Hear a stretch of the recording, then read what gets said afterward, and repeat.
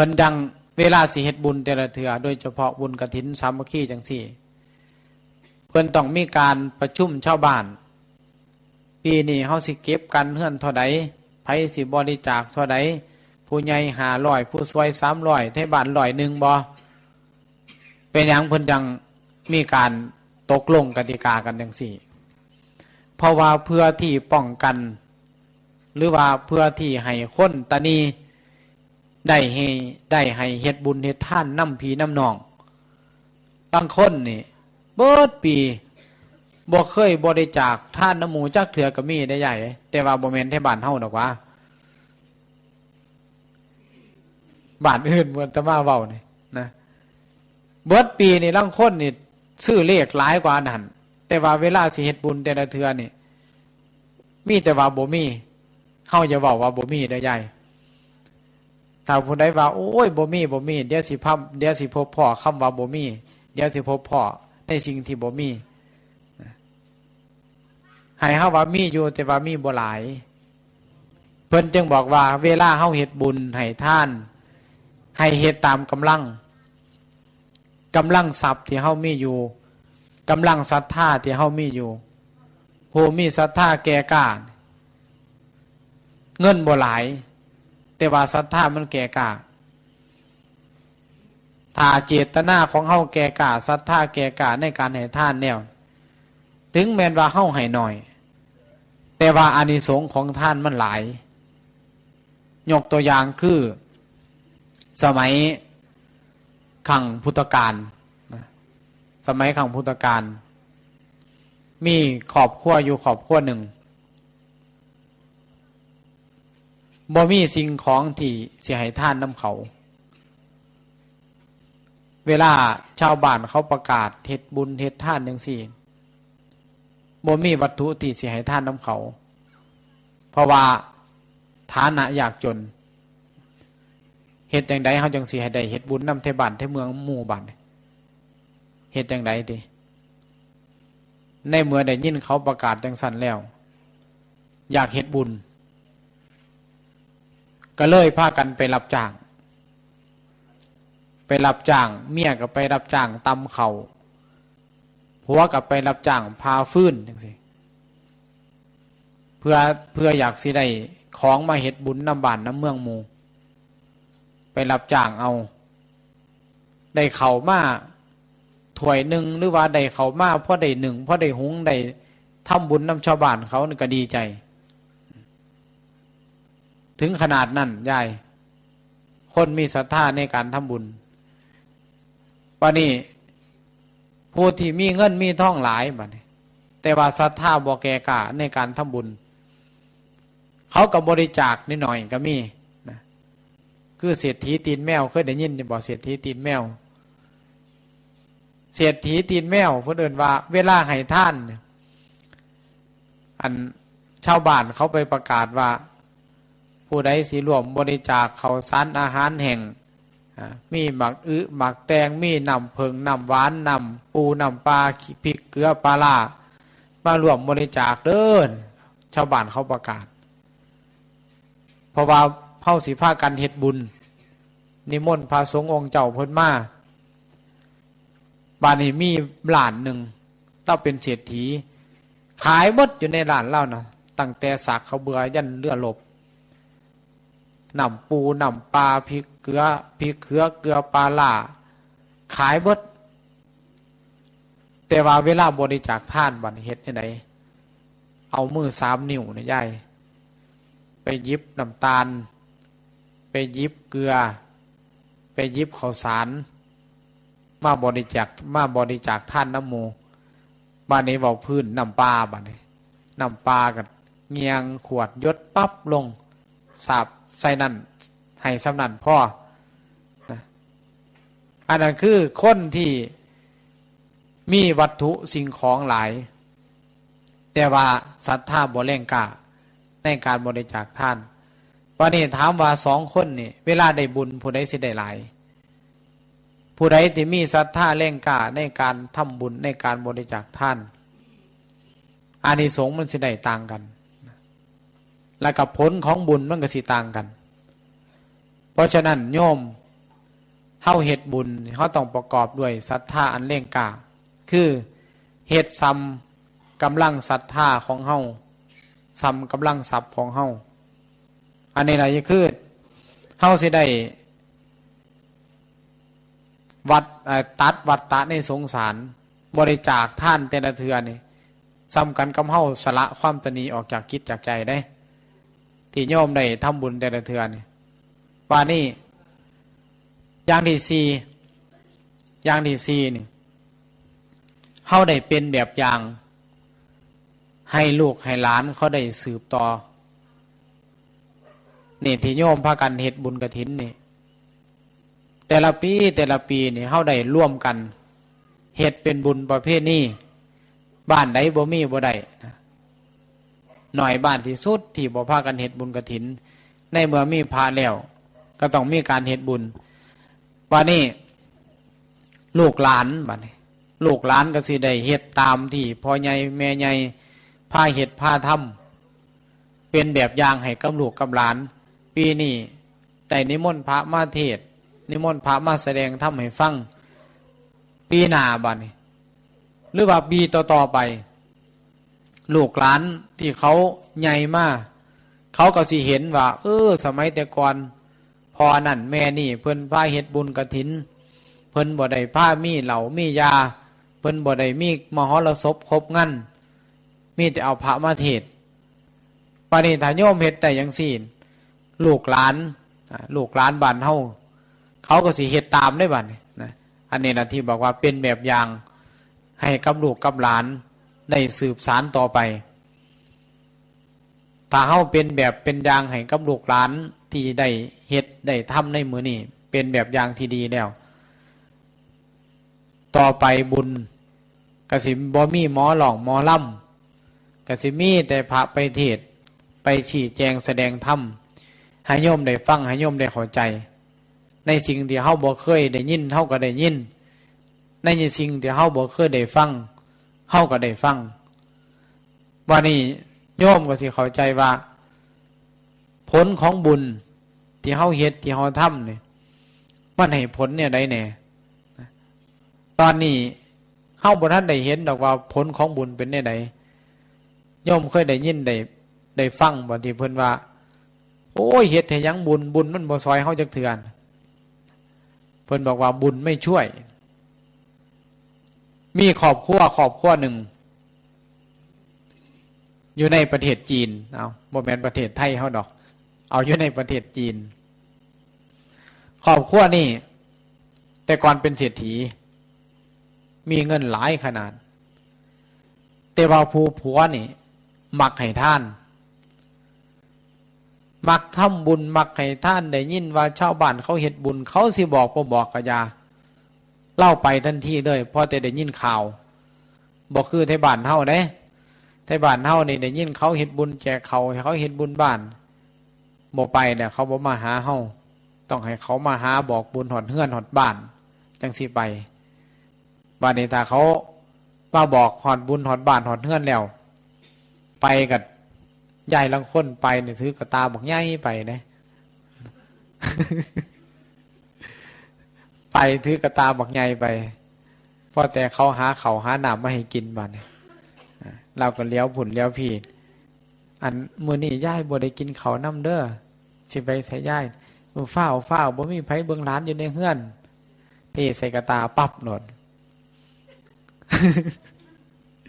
เทใส่กระตาแล้วเดี๋ยวเบิ่งทั้งพุ่นอีกบัดนี้เห็นปลาตัวบักใหญ่อีกบัดนี้ตอดไปหาเขาอันยายบ่ทันได้กินข้าวให้ยายกินน้ำแน่บัดนี้กระตาเพิ่นก็ลืมได้บัดนี้เพิ่นปาไว้บ่ทันพอข้าวบัดนี้บ่ทันพอข้าวบัดนี้งัวไปบัดนี้ม้าข้าไป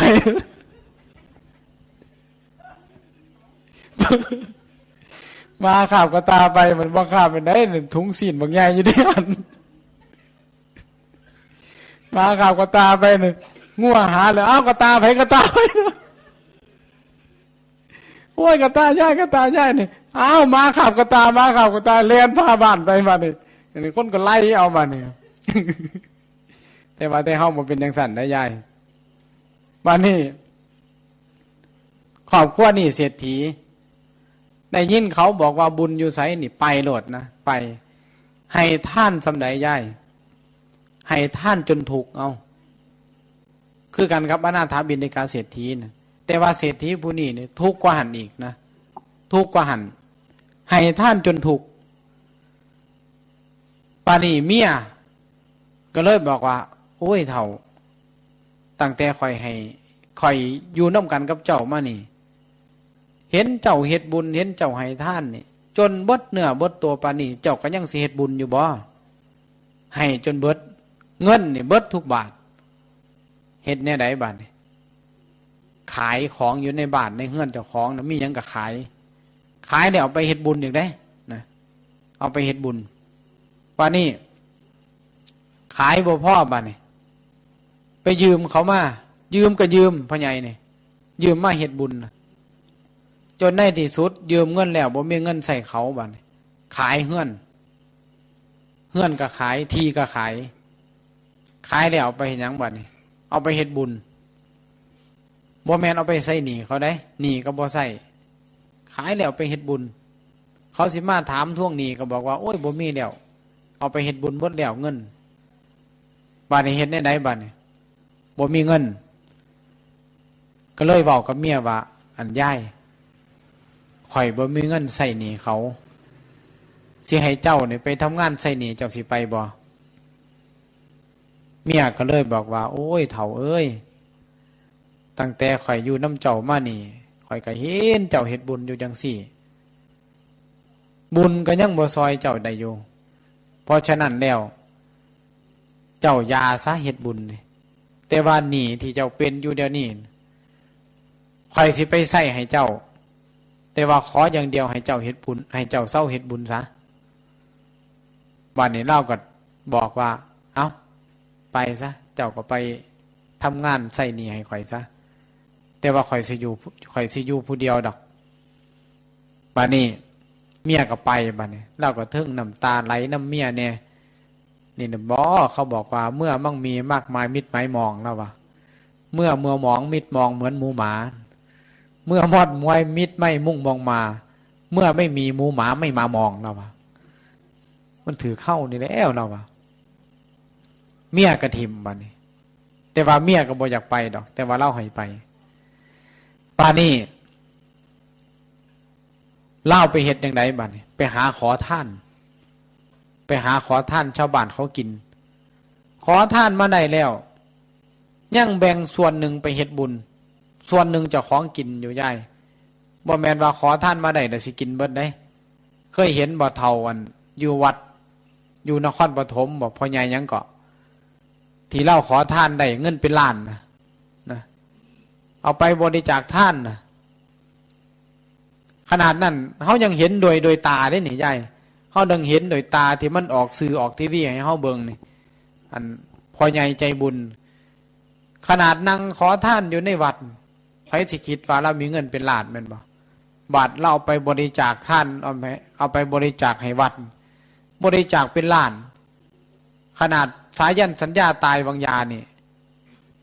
เล่าไปบริจาคอยู่วัดไร่ขิงบ่เล่าไปบริจาคซอยคาศพสายันนะเท่าไหร่นะ20,000 กว่าบาทพุ่นนะพอใหญ่ยังซื้อเหล้านะลืมซื้อเหล้าแล้วนะนั่นเขาเห็นบ่ที่พระพุทธเจ้าสมัยครั้งพุทธกาลที่บอกว่าคนขอท่านไปหาเฮ็ดบุญนี่ก็ยังมีอยู่ยายนี่ในประเทศไทยเฮานี่ก็ยังมีอยู่ขนาดขอท่านก็ยังไปเฮ็ดบุญปานนั้นนะบ้านนี้ที่เฮานี่มีพ่ออยู่พ่อกินบ้านก็พ่อมีอยู่เฮือนก็พ่อมีอยู่รถคันโก้ก็พ่อมีขี่บ่เฮ็ดบุญน้ำเพิ่นนี่ก็โอ้ยอายขอท่านได้แม่นบ่ป่านนี้พ่อใหญ่นี่ไปขอท่านมาได้ส่วนหนึ่งเจ้าของกินส่วนหนึ่งเอาไปเฮ็ดบุญเฮ็ดได้ไดบัดนี้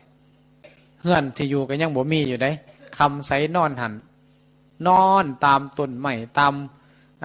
เถียงไห้เถียงหน้าเขาไปเนี่ยคนเฮานี่ยายถ้าเฮ็ดความดีถึงแม้นว่าคนบ่ซอยแต่ว่าเทวดาเขาเหลียวเบิ่งเทวดาเดือดร้อนบัดนี้เทวดาเดือดร้อนเทวดาก็เลยปรึกษากันว่า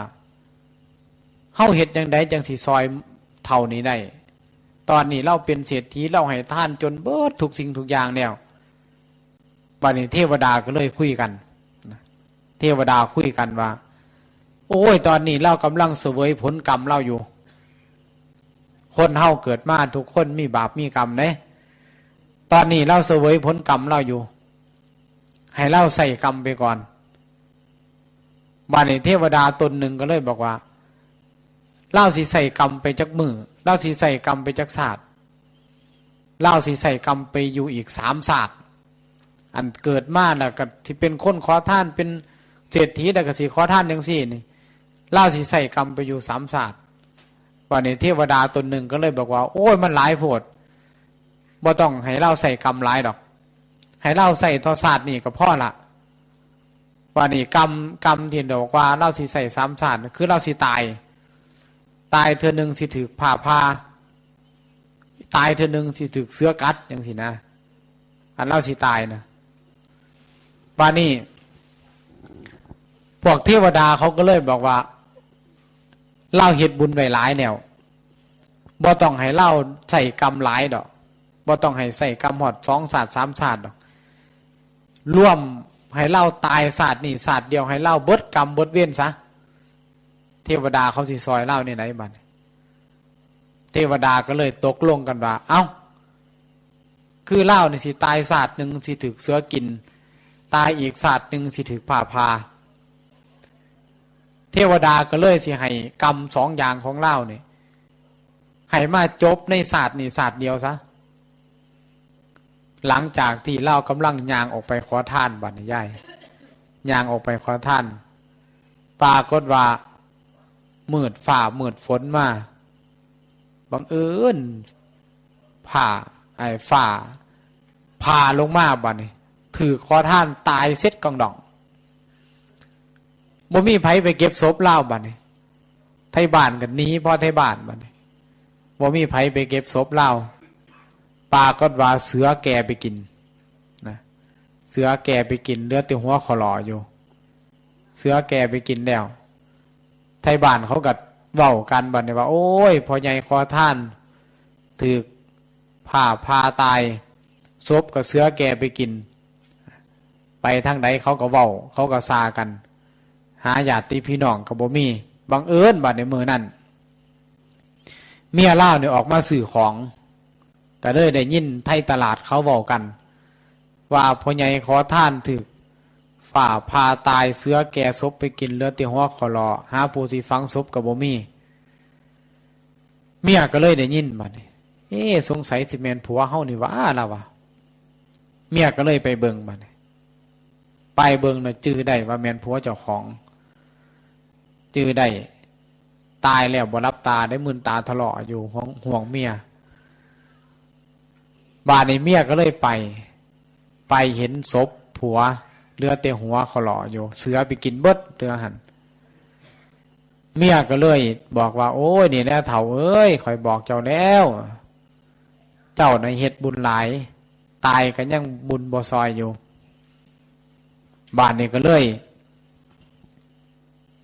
ให้น้ำผัวสิเอาศพผัวไปฝังไว้เหลือแต่หัวสิฝังไว้ให้ตัดสินใจบ่มีแนวเขียนเอาแขวกัดเล็บมือเจ้าของให้เลือดมันไหลออกมาก็เลยเขียนใส่หน้าผากผัวว่าบุญไม่ช่วยนะเขียนใส่ไว้เฮาสิเห็นบ่ที่บ้านเฮาลางคนพ่อแต่พอสิตายแม่สิตายลางเถื่อเอาขี้หมิ่นหมอมาแต้มหันแต้มนี่เพื่อสิให้ชื่อได้ว่าถ้าแม่นว่าเป็นพ่อเป็นแม่มาเกิดน้ำลูกน้ำหลานก็สิชื่อได้ว่าตอนบ่อนใดเฮาเคยแต้มขี้หมิ่นหมออาตมาเคยเห็นนั่นผู้เฒ่าหรือว่าเวลาคนใกล้สิตายเขาสิเอาขี้หมิ่นหมอหรือสลักก็เอาปูนแน่สลักก็เอาสีแน่มาแต้มไว้เพื่อสิให้จื้อได้จำได้เฮ็ดอยู่บ่ที่บ้านเฮาย่ายมีอยู่บ่มานี่ย่ายนี่เพราะแต่เราเอาเลือดเจ้าของเขียนใส่หน้าผากผัวเล่าว่า บุญไม่ช่วยฝังผัวบัดนี้ฝังหัวผัวลงไปวันนี้ถามว่าผัวเราไปเกิดอยู่ไสบัดนี้บางอื่นผัวเรานี่ไปเกิดอยู่ในพระมเหสีของพระราชาไปเกิดอยู่หันพอแต่เกิดมาบัดนี้ลูกของพระราชาเกิดมาเป็นผู้ชายออกมาแล้วปากก็ว่าโตหนังสืออยู่ในหน้าผากนี่แดงจึงคืองอยู่ใหญ่เลยเขียนบอกว่าบุญไม่ช่วยเขียนไว้อยู่ในหันเป็นตัวหนังสืออ่านออกชัดเจนเลยพอแต่ลูกพระราชาเกิดมานี่ให้บ่ยาบ่เศร้าบัดนี่ไปเป่าแสดเป่าน้ำผู้เฒ่าผู้แก่เนี่ยได้ก็ยังบ่เศร้าอยู่เคยจะบอกเวลาลูกหน่อยเกิดมาแล้วมันให้เขาก็สิอุ้มไปหาพ่อใหญ่นั่นพ่อใหญ่นี่บอกว่าเป่าให้แน่มันท้องมันให้เป่าแสดก็ว่าติดแสดเอาไปหาผู้ใดก็บ่เศร้าบัดนี้ให้บ่ยาบ่เศร้าพระราชาก็เลยบอกคนไปประกาศว่าผู้ใดมีความสามารถเฮ็ดให้พระราชโอรสของพระราชานี่เศร้าให้ได้แล้วก็สามารถเอาตัวหนังสืออยู่ในหน้าผากนี่ออกให้ได้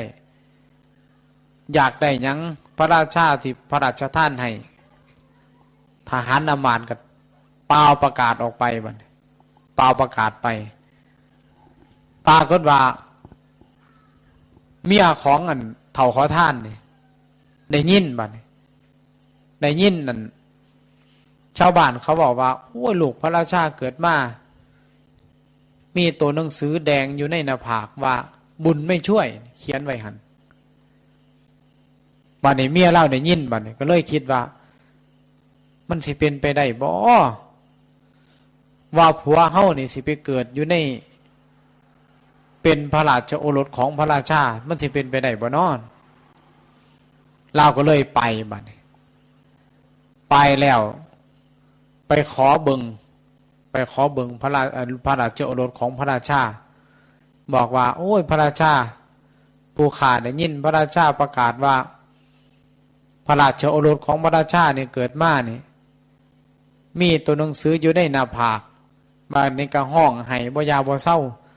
ขอให้ขน่อยได้เบิ่งแหน่พระราชานี่ก็ไผกะยามีความสามารถที่สิเฮ็ดให้พระราชโอรสนี่เศร้าให้แล้วก็เฮ็ดให้ตัวหนังสือนี่ลบออกไปได้พระราชาพอใจผู้ใดมีความสามารถให้มาดูแลให้มารักษาได้บัดนี้นางนี่ก็เลยย้ายนี่ก็เลยไปบัดนี้ไปแล้วปรากฏว่าไปอุ้มลูกพระราชาขึ้นมาพอแต่เห็นหน้ากันบัดนี้อันพระราชโอรสของพระราชานี่ก็จำได้ว่าเมียเจ้าของมายุดให้เลี้ยวเบิงตากันปิบๆอยู่บัดนี้นะถ้าแม่นยังก็สิบอกว่านี่แหละเจ้าเห็นบ่นี่นะเจ้าเห็นบ่ว่าบุญบ่สวยบุญบ่มีเจ้าเห็นบ่นี่บัดนี้เมียก็เลยว่าเอาเด้อเฒ่าเอ้ยถ้าแม่นว่าเจ้ามาเกิดเป็นพระราชโอรสของพระราชาแท้ๆนี่ให้เจ้าเศร้าให้ตัวหนังสือนี่ก็ให้ลบไปเมียนี่เอามือไปแตะหน้าผากลูบตัวหนังสือไปปากฏว่าตัวหนังสือนี่ลบหายปิ๊บไปโหลดได้ลบหายไปพอแต่พระราชาเห็นจังสั่นแล้วโอ้ยดีใจขนาดบัดนี้สำคัญกับผู้วิเศษมาโปรดพระราชโอรสก็เศร้าให้เลยบัดนี้นะยุดให้ความถูกใจของพระราชานี่ตั้งแต่พระราชโอรสเกิดมานี่ถูกใจขนาดตั้งแต่เกิดมาแล้วให้บ่ยาบ่เศร้าลูกนะพระราชโอรสของพระราชานะมีความถูกพอแต่ย่ายผู้นี้มาเฮ็ดให้ลูกเศร้าให้ตัวหนังสืออยู่ในหน้าผากลบหายวับไปดีใจก็เลยบอกย่ายคนนี้ว่าเจ้าอยากได้หยังเจ้าต้องการหยังบอกมาสิพระราชทานให้พูนบำเหน็จให้อย่างสวยงามเลย นางเนี่ยก็เลยบอกยายเนี่ยก็เลยบอกว่าบ่อยากได้หยังดอกขอได้หนึ่งได้บ่ขอหยังติขอให้เล่านี่ได้เลี้ยงดูพระราชโอรสนี่คือกันกับแม่นมขอเป็นแม่นมขอเลี้ยงขอเบิงขอดูแลซ้ำนี่ก็พอใจแล้วแนวอื่นบ่อยากได้อันนี้ที่เว้าเรื่องนี้ให้โยมฟังนี่หมายถึงว่าการที่เฮาได้เฮ็ดบุญเฮ็ดกุศลบางสิ่งบางอย่างมันอาจสิบ่ให้ผลในชาตินี้อาจสิบ่ให้ผลในภพนี้ในปัจจุบันนี้แต่ว่าเฮามีความมั่นใจเลยว่าการเฮ็ดบุญเป็นสิ่งที่บ่ขาดทุนถึงแม้นว่าในปัจจุบันชาตินี้บุญของเฮานี่ที่เฮาเฮ็ดที่เฮาทำนี่มันอาจสิให้ผลช้าแต่ว่าในภพภูมิในภายภาคหน้าบุญนี่ต้องให้ผลแน่นอนคือกันกับโยม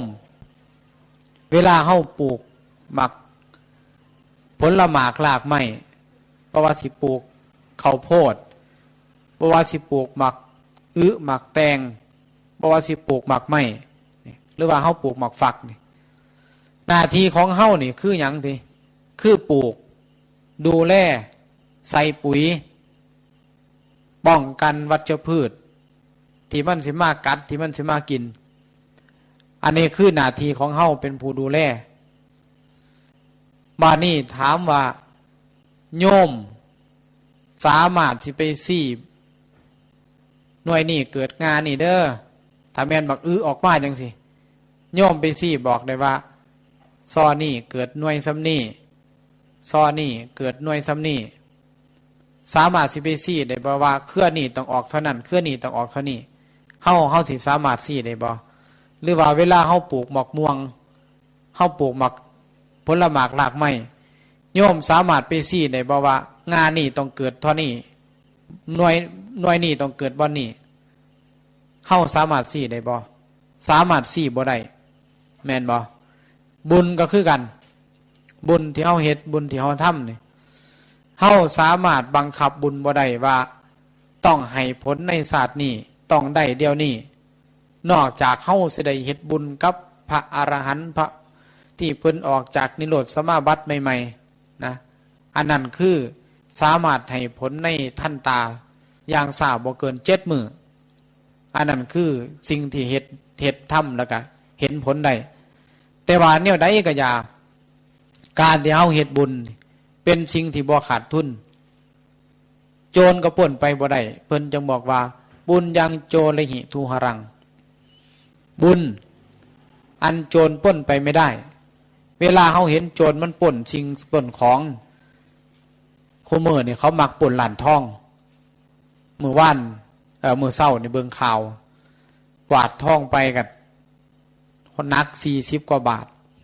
มูลค่าเกือบล้านหนึ่ง900,000 กว่าบาทอันนั้นคือวัตถุสิ่งของสิ่งเหล่านั้นโจรมันป่นไปได้แต่ว่าโยมเคยได้ยินอย่าบอกว่าโจรป่นบุญบอกเคยได้ยินแม่น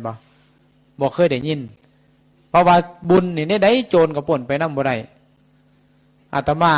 ได้ยินโยมบอกแต่ก่อนเวลามีคนตาย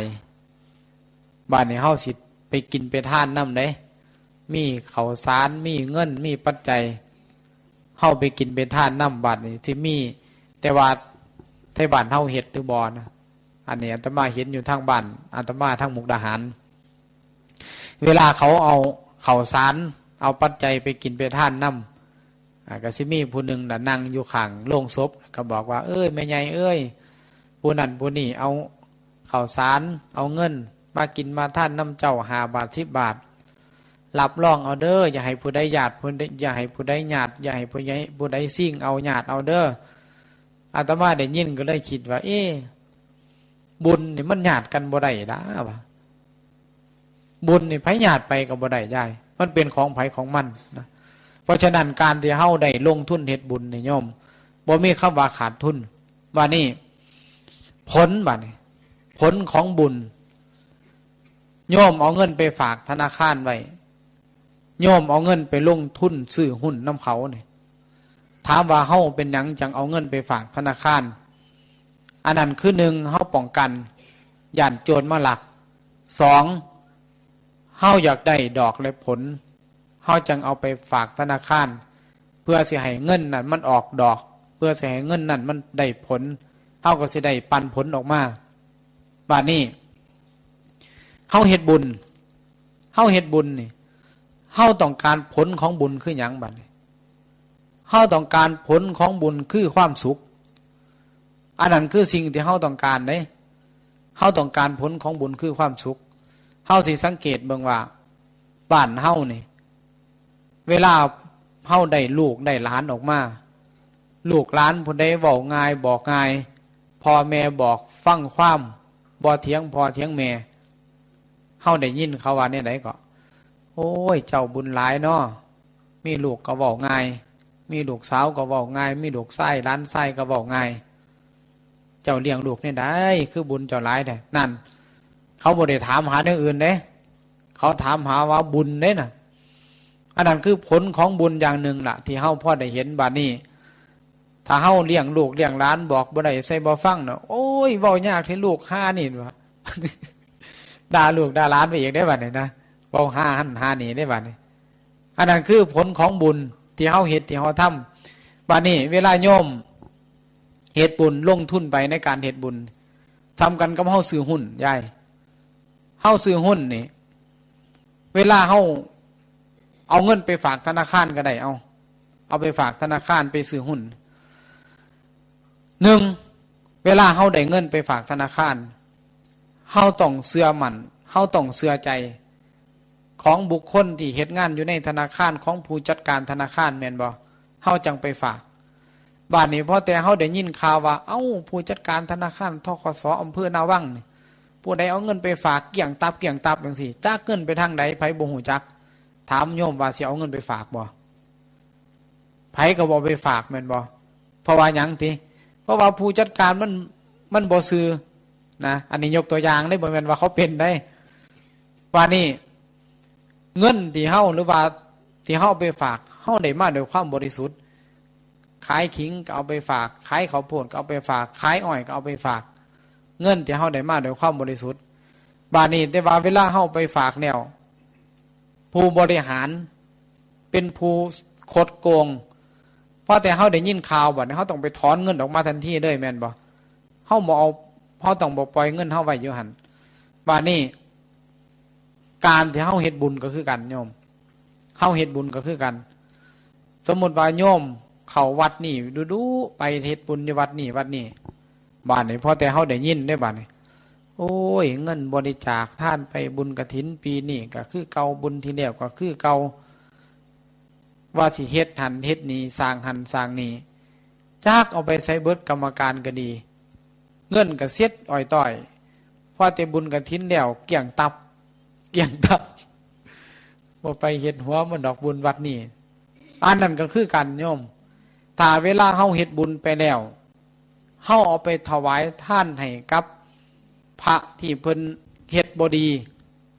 โยมก็ต้องบ่เฮ็ดบุญวัดนั้นก็ต้องไปเฮ็ดวัดใหม่บัดนี้สมมุติว่าเฮาได้เงินมาเฮาบ่ไปฝากธนาคารนี่เฮาไปฝากธนาคารใหม่ก็ได้เพราะว่าธนาคารอยู่ในประเทศไทยนี่บ่มีธนาคารเดียวอันนี้คือการลงทุนที่เฮาหวังผลกำไรเพราะฉะนั้นเวลาเฮาเฮ็ดบุญแต่ละเทื่อนี่สำคัญกับเฮาลงทุนเอากำไรในชีวิตนะแต่ว่าผลของบุญที่เพิ่นบอกให้ฟังก็คือมันเป็นนามธรรมคำว่าบุญนี่ยายถ้าเฮาสิเห็นรูปธรรมกันคือหยังตินี่แหละรูปสวยก็แม่นบุญอย่างหนึ่งรวยทรัพย์ก็แม่นบุญอย่างหนึ่งมีสติมีปัญญามีบริวารมียศถาบรรดาศักดิ์ก็เป็นบุญของเฮาอย่างหนึ่งอันนี้ที่เฮาเห็นโดยเป็นรูปธรรมเด้ที่เฮาเห็นโดยเป็นรูปธรรมเพราะฉะนั้นโยมพ่อโยมแม่โยมพี่โยมน้องที่ได้พากันมาฟังเทศน์ก็เพื่อสิได้สิ่งนี่ล่ะให้มันเกิดประโยชน์ในเมื่อเฮาได้ยินได้ฟังแล้วมันก็สิเกิดประโยชน์เฮาก็สิได้ปัญญาได้พัฒนาความรู้เพื่อสิได้เพิ่มพูนบุญและราศีขึ้นไปนะเพราะฉะนั้นอาตมาภาพก็ขออนุโมทนากับโยมพ่อโยมแม่ที่ได้ยกสุภาษิตให้ฟังก็คือว่าบุญจัน ปุญญัญเจปุริโสกยิลานกริยาเถนังปุณปุนังตัมหิฉันทังคณิยาถะสุโขปุญญสอุจโยนเพิ่นบอกว่าจังซี่ถ้าแม่นว่าเฮาสิเฮ็ดบุญนะเฮาต้องเฮ็ดบุญนั่นดูแล้วก็พ่อเฮ็ดจิตใจ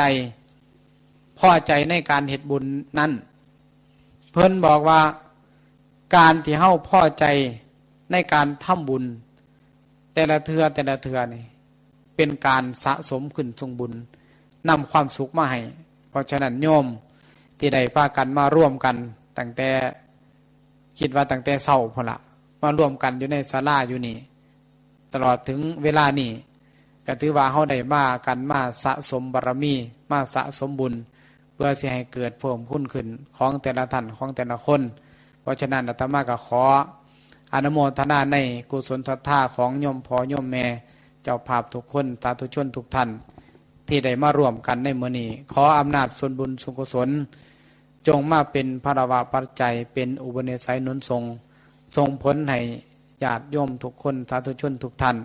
มีความสุขความเจริญในหน้าที่การงานคิดสิ่งใดปรารถนาสิ่งใดถ้าบ่ขัดต่อศีลต่อธรรมแล้วจงสำเร็จตามความมุ่งมั่นปรารถนาดังแสดงมาก็พอสมควรแก่การเวลาเอวังก็มีด้วยประกาศฉะนี้